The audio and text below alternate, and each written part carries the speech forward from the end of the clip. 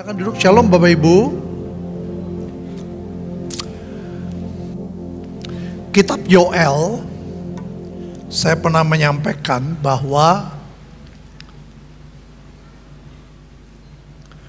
Tuhan memberikan sebuah nubuatan atau janji bahwa pada akhir dari akhir zaman gereja akan mengalami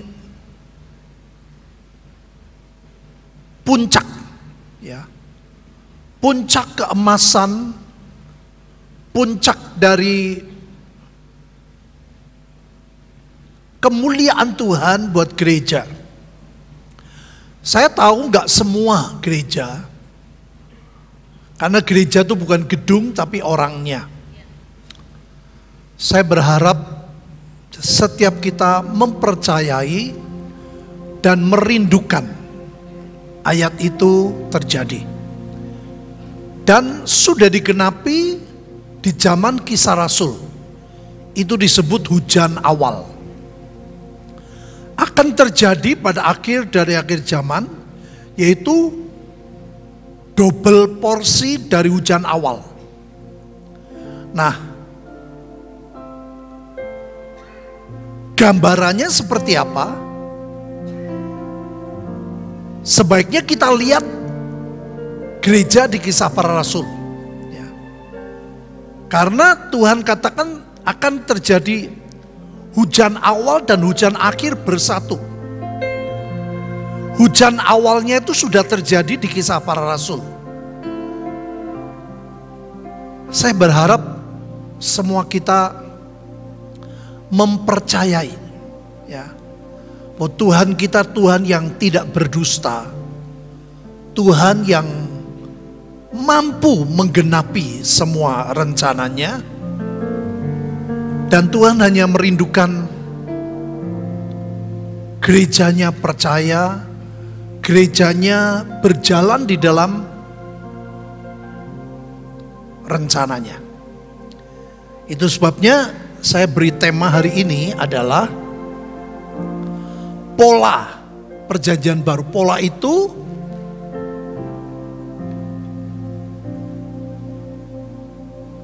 gambar, ya. Perjanjian baru ini seperti apa? Nanti di akhir-akhir zaman akan terjadi, saudara, double porsi, Alkitab berkata. Jadi bayangan saya ya kira-kira double dari perjanjian baru. Nah, kita mau lihat seperti apa sih pola perjanjian baru. Mendasari perjanjian baru harus dimulai dari ayat ini, saudara. Karena dari kepenuhannya Tuhan Yesus, kita semua telah menerima. Bukan akan, ya. Kita yang percaya Yesus telah menerima kasih karunia demi kasih karunia. Hidup kita bukan karena hukum Taurat lagi. Hidup kita sudah di dalam kasih karunia. Alkitab berkata demi kasih karunia. Jadi yang Bapak Ibu dan saya alami adalah tiap hari kasih karunia. Kenapa? Tuhan memberikan alasan, sebab hukum Taurat diberikan oleh Musa. Ya, ini perjanjian lama. Bukan kita menghapus adanya perjanjian baru dimulai dari perjanjian lama. Tapi firman berkata, tetapi kasih karunia dan kebenaran datang oleh Yesus Kristus. Ini yang saya mau tekankan, Bapak Ibu. Bukan cuman kasih karunia dan kebenaran. Hari-hari ini orang hanya menekankan kasih karunia. Padahal yang dibawa oleh Tuhan Yesus adalah kasih karunia dan kebenaran. Apa itu kebenaran? Firman Tuhan. Seringkali kita lebih percaya kepada keadaan, situasi,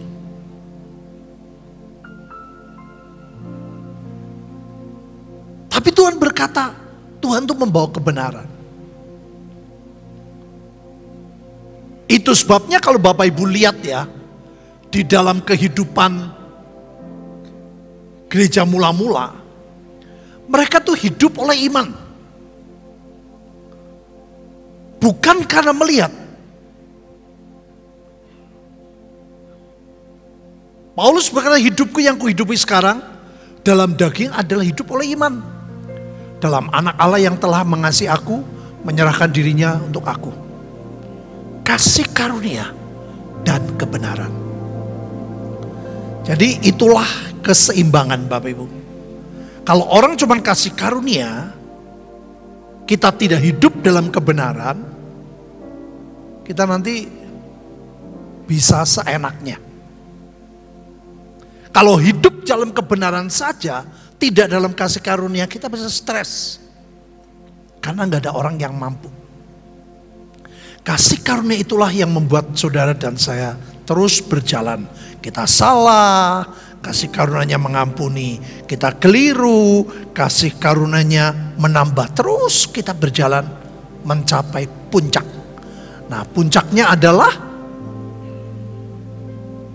Yoel tadi. Nah, ini adalah basic Bapak Ibu gereja mula-mula. Sekarang kita lihat contohnya. Ini dalam Kisah Rasul, Alkitab berkata orang-orang yang menerima perkataan memberi diri dibaptis. Kalau ada orang Kristen gak mau dibaptis, ini aneh. Kalau sudah percaya harus dibaptis. Pada hari itu jumlah mereka bertambah kira-kira 3.000. Luar biasa Bapak Ibu.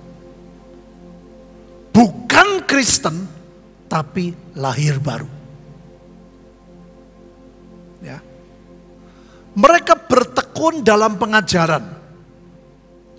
Jadi bukan cuman jadi Kristen mingguan, tapi betul-betul bertekun dalam pengajaran.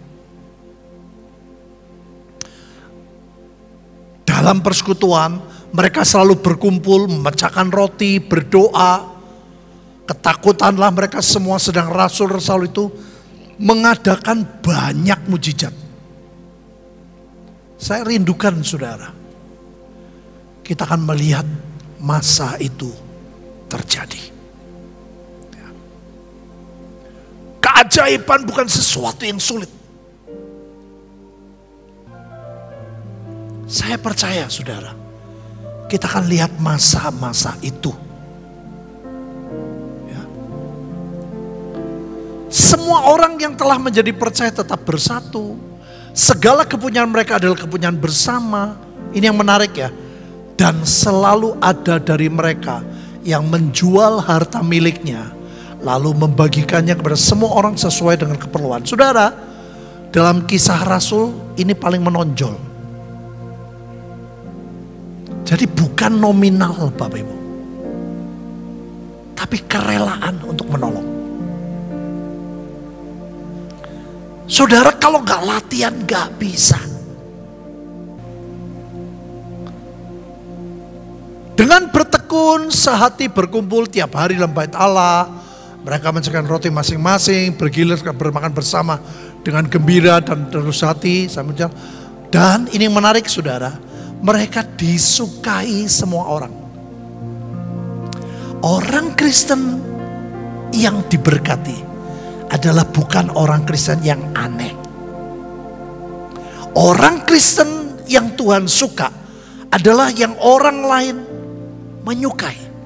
Gak mungkin semua saudara, tapi harus banyak orang menyukai. Aneh dengan ajaib itu beda. Jangan jadi orang aneh. Jadi orang ajaibnya Tuhan Yesus.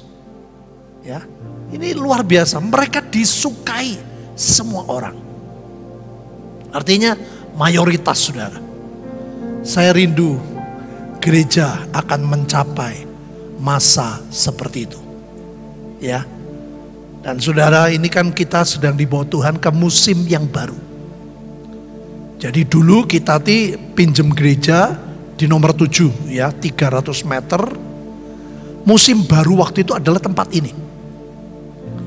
Kita bisa beli oleh anugerah Tuhan bekas showroom, dan ini musim baru. Waktu itu saudara, musim barunya apa? Kita pada doa puasa. Ya, dimulai oleh saya doa puasa 3 hari, 7 hari, 40 hari, akhirnya 100 hari. Dan yang luar biasa, hari ke-100 itu hari Pentakosta. Saya nggak mikir, karena awalnya kan saya bilang, Tuhan aku nggak mampu. Terus 3 hari, Tuhan berkata kamu sedang untuk dirimu. 7 hari untuk keluargamu, 40 hari untuk jemaat. Dan baru hari ke-40 sampai 100 kita sama-sama waktu itu. Ya ingat sekali, so kita pergi kemana doa, kita pergi kemana doa, kita pergi kemana doa. Banyak orang semangat, tapi memang waktu itu ada orang yang gak bisa terima. Kenapa begini? Itu musim baru. Nah sekarang juga Tuhan bawa kita musim baru, yaitu apa? Tuhan suruh kita bermain cantik. Kenapa Bapak Ibu? Karena dulu ada firman 85% Indonesia kan dilawat. Jadi gereja harus bermain cantik. Gereja harus punya jembatan untuk membuat orang lain merasakan kebaikan Tuhan. Ya. Tadi malam saya sudah sampaikan kepada beberapa pengurus, pemimpin, pendoa. Jadi kita sedang dibawa saudara ke musim baru, yaitu main cantik. Nah main cantiknya seperti apa? Nanti kan saya lihat, saya tunjukkan beberapa contoh. Ya next.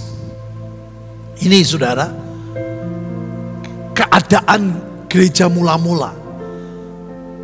Adapun kumpulan orang terpercaya, mereka sehati sejiwa, tidak seorang pun berkata bahwa sesuatu kepunyaan adalah miliknya sendiri.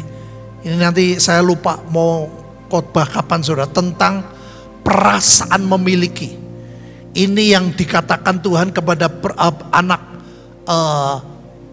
anak muda yang kaya. Ya, seringkali saudara kita tuh merasa memiliki.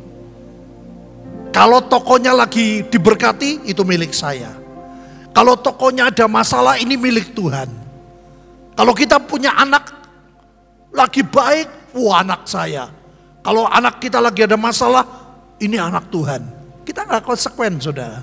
Nanti satu kali kita belajar ya, untuk melepaskan rasa memiliki. Dari milik kita jadi milik Tuhan. Ya, dengan kuasa yang besar, memberi kesaksian, kebangkitan, mereka semua hidup dalam kasih karunia yang melimpah-limpah. Saya percaya tidak lama lagi kita akan masuk masa seperti itu. Ya. Kembali saudara, ini ajaib. Karena sebegitu kasih karunia-Nya, Alkitab berkata tidak ada seorang pun yang berkekurangan. Ajaib. Walaupun setelah itu saudara, setiap pelayanan mereka tetap butuh uang. Ya, bantuan dari kota lain untuk orang kudus, untuk pelayanan, sampai Paulus pun bisnis sambil pelayanan. Tapi secara pribadi mereka tidak kekurangan. Saya percaya akan tiba waktunya kita tidak ada satupun yang berkekurangan. Semua hidup dalam kelimpahan. Ya, ini yang dirindukan oleh Tuhan saudara. Nah lihat saudara, demikian pula dengan Yusuf yang oleh Rasul disebut Barnabas, artinya anak penghiburan. Ya, seorang Lewi. Ini orang Lewi loh saudara, bukan pedagang ya. Kita cuma tahu Ananias, Safira. Ia menjual ladang miliknya, lalu membawa uangnya itu meletakkannya di depan kaki Rasul. Hebat sekali. Saya bersyukur saudara, kita nih di musim baru, diberi tanah yang baru, diberi tempat yang baru. Dan itu uangnya sangat besar. Oleh anugerah Tuhan kita bisa beli. Saudara, ternyata harus bayar pajak 5% pembeli dan penjualnya 2,5%. Kita sudah janji. Mesti bayar pembatalan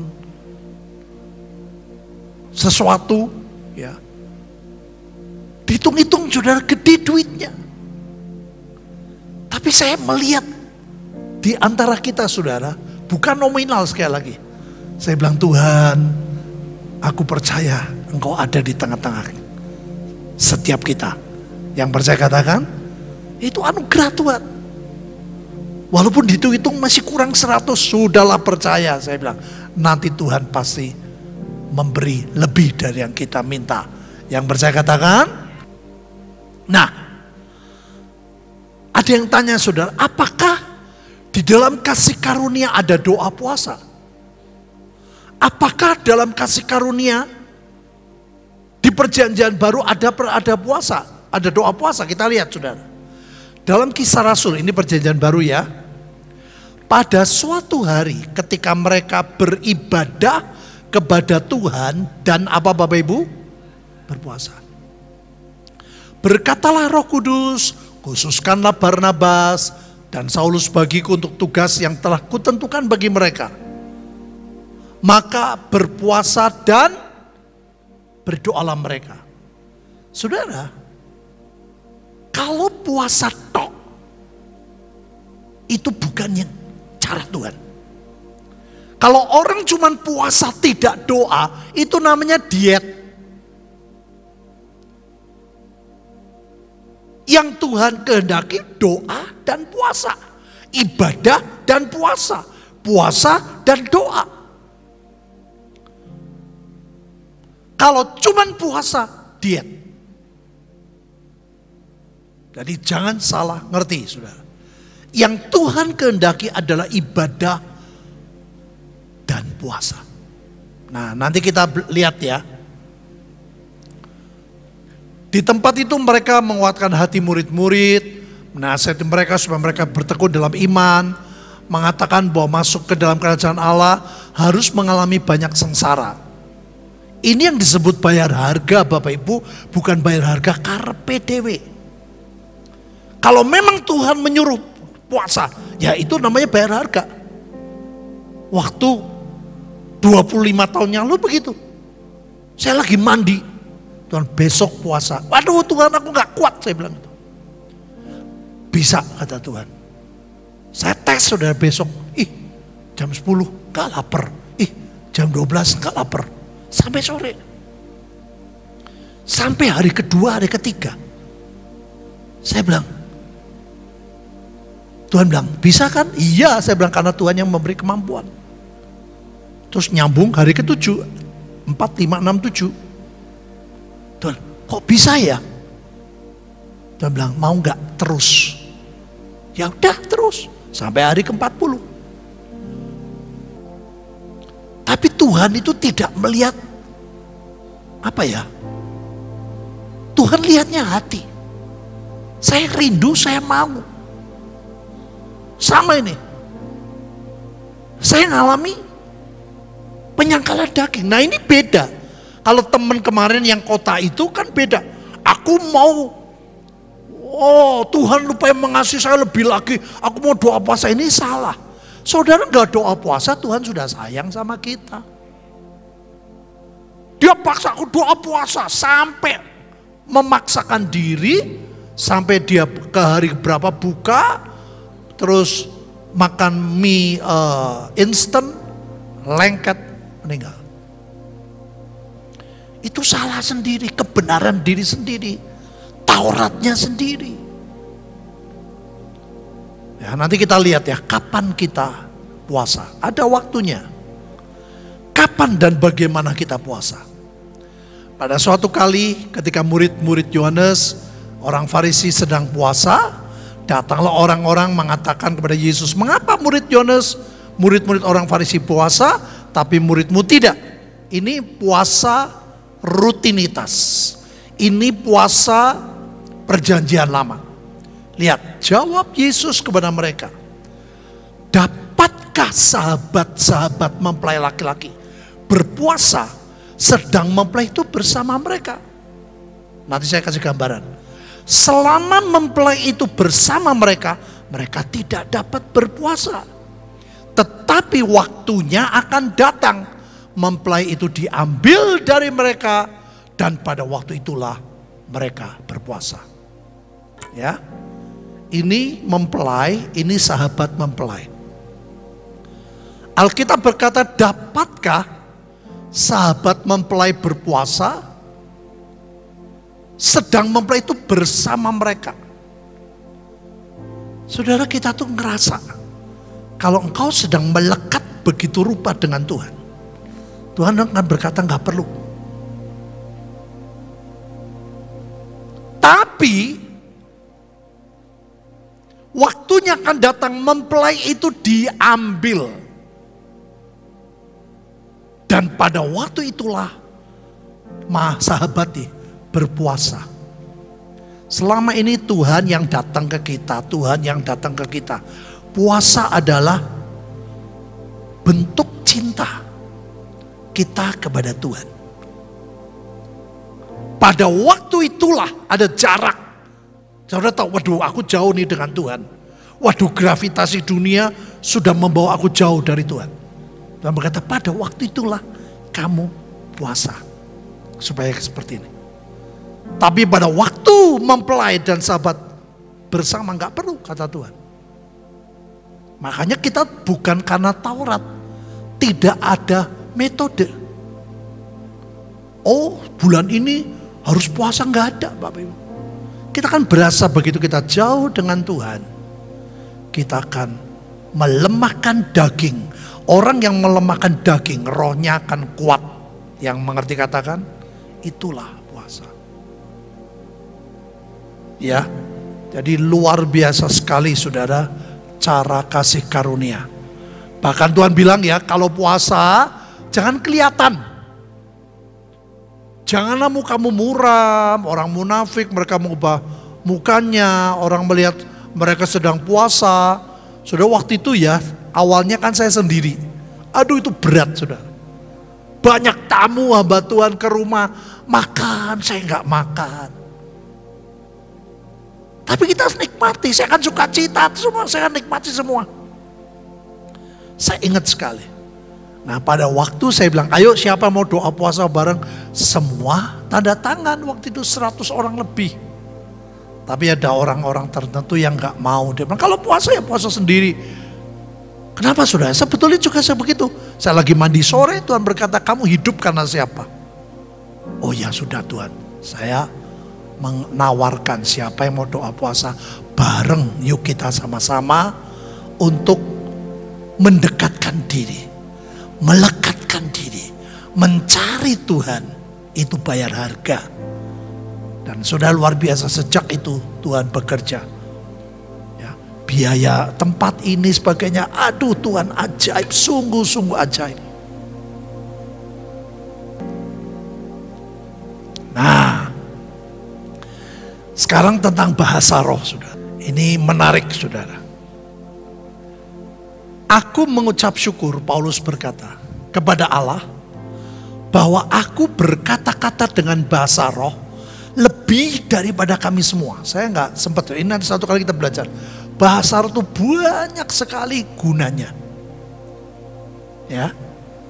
Tetapi Paulus berkata, dalam pertemuan jemaat, aku lebih suka mengucapkan 5 kata yang dapat dimengerti untuk mengajar orang lain juga daripada beribu-ribu kata dengan bahasa roh.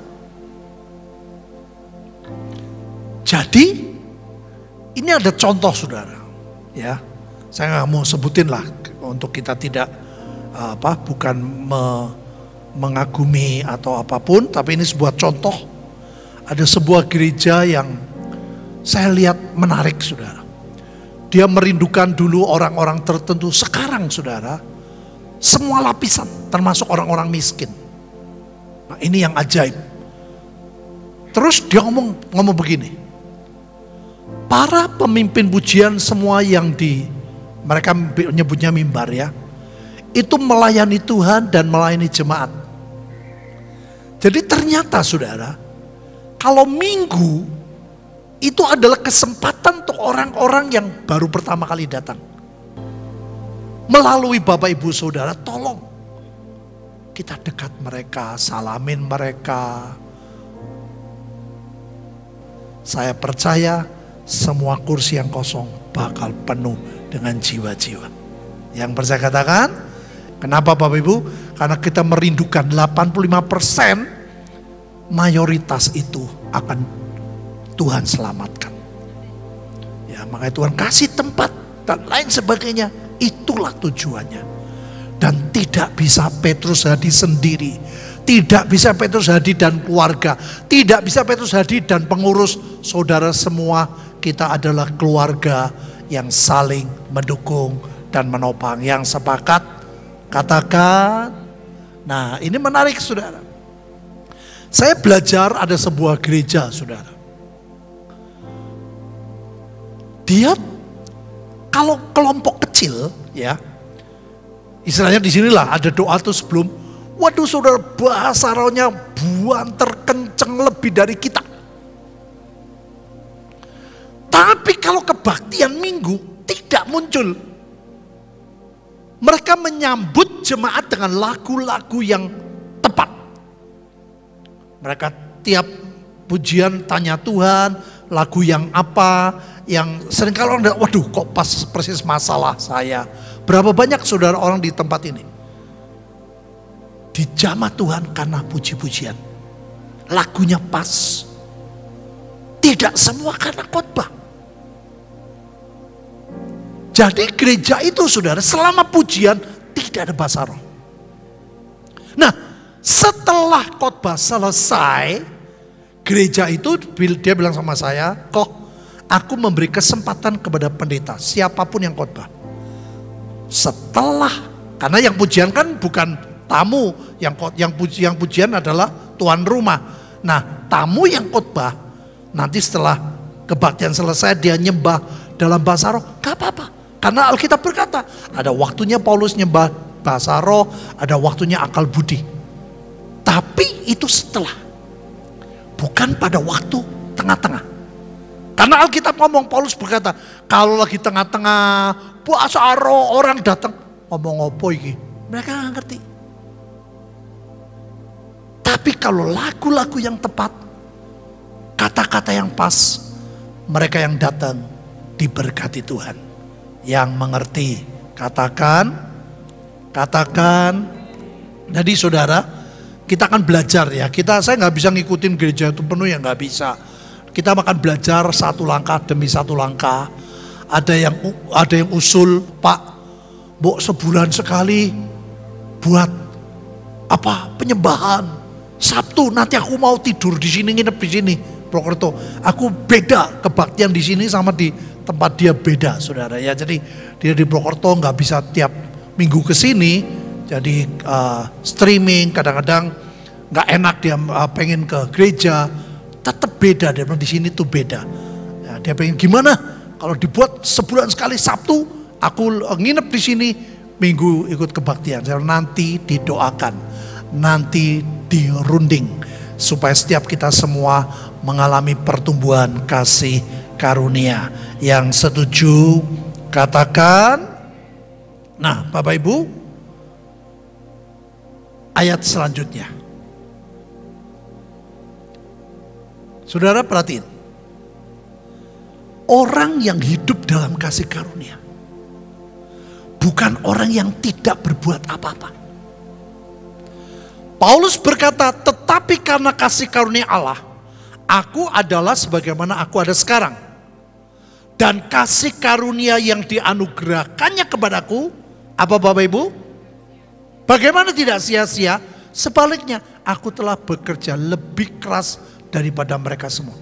Jadi Paulus tuh bukan cuma bahasa rohnya yang banyak, kerjanya lebih banyak. Saya tadi saudara, di meja makan dengar kesaksian, aduh kebakar. Saya Saya ingat dulu tahun 86 pada waktu ke Kalimantan. Ketemu dukun-dukun, saudara. Mereka terang-terang, mana?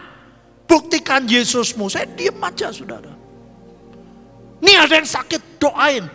Saya bilang, Tuhan, bagian saya cuma doa. Sembuh, saudara. Saya belum lama, 82 saya jadi penginjil, 86 saya lihat pengalaman kayak gitu. Kebakar sekali. Langsung dukunnya. Oke, saya mau dibaptis. Jangan buru-buru, saya bilang. Saya minta ada teman yang jelasin. Itu dukun, saudara. Orang Dayak. Saya ingat sekali. Jadi pada waktu dia cerita, aduh Tuhan. Aku ingat. Tuhan Yesus itu hebat, Bapak Ibu. Dia menyertai setiap kita yang percaya, katakan. Nah, aku kerja lebih keras dari mereka semua. Tapi ini ajaib ya. Tetapi bukannya aku, melainkan apa Bapak Ibu? Nah, jangan, aku dipakai, aku hebat, aku penginjil, aku... Saudara jangan. Begitu saudara meninggikan diri, hancur hidup saudara. Dipukul sama setan. Semua yang kita bisa lakukan hanya kasih karunia. Yang sepakat setuju katakan. Nah ini saya suka sekali. Perhatiin ya. Karena Allah lah yang mengerjakan di dalam kamu. Perhatiin ya. Baik apa Bapak Ibu? Kemauan dan pekerjaan. Ayo kita baca saudara. 2, 3. Karena Allah lah yang mengerjakan di dalam kamu. Baik kemauan maupun pekerjaan menurut. Bayangin saudara. Kemauan loh. Ternyata saudara saya merenungin. Yang membuat saya dulu ngampuni papa saya. Kan Tuhan bilang. Aku tahu kamu gak mampu. Tapi kamu mau apa tidak? Yang membuat kemauan siapa? Siapa yang membuat mau? Siapa? Tuhan Yesus. Yang percaya katakan. Karena dia tahu hati kita yang paling kecil. Yang paling dalam. Saya tersiksa kalau ingat papa saya. Tersiksa. Orang kesaksian loh saudara, khotbah, batuan khotbah tentang mengampuni. Loh gak ngomongin soal saya. Saya bisa jengkel nih orang kurang ajar nih pendeta. Saya tersiksa. Saya bersyukur Tuhan memberikan kemauan untuk saya mengampuni. Dan saya dilepaskan hari ini bersama saudara. Kita akan terus naik sampai puncak destiny. Yang percaya, katakan. Ayo kita baca saudara. Kamu diganti saya. 2, 3. Karena Allah lah yang mengerjakan di dalam saya. Baik kemauan maupun pekerjaan menurut kerelaannya. Sekarang nama masing-masing. Benar ya? Jangan diem. Ucapkan nama saudara. Nama diganti ya. Nah kamu diganti nama. 2, 3. Karena Allah lah yang mengerjakan di dalam Petrus Hadi, baik kemauan maupun pekerjaan menurut kerelaannya. Yang percaya katakan. Yuk kita bangkit berdiri.